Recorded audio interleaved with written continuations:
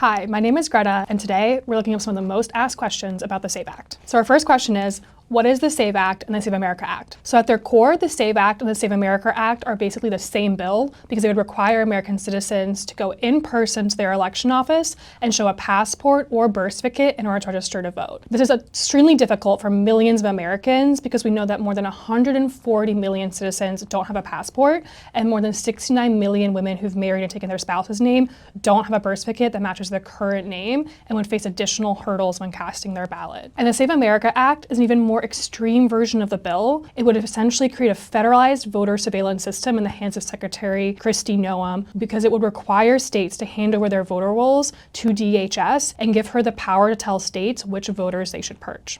Question number 2, will these bills impact me if I'm already registered to vote? The answer is yes. So these bills would not just impact people once in their life, they would impact them throughout the entire course of their lives. So you're making an update because you moved, because you changed your name and got married, because you want to change party affiliation. All of those would require you under these bills to go in person to your election office and show your documents. Under these bills, could I use my real ID to prove my citizenship? The quick answer to that is no. Real IDs are not proof of citizenship, they're proof of legal residence in the US. So they're available to permanent residents as well as visa holders. And our last question, will these bills decrease voter fraud? No, because voter fraud is virtually non-existent in the United States. Study after study has shown this, and President Trump's own commission to study election integrity was disbanded after it could not find instances of widespread voter fraud in the US. What the SAVE Act would do, we saw that happen in Kansas. When they passed a law similar to the SAVE Act back in 2013, we saw that nearly 32,000 eligible American citizens were blocked from the ballot box.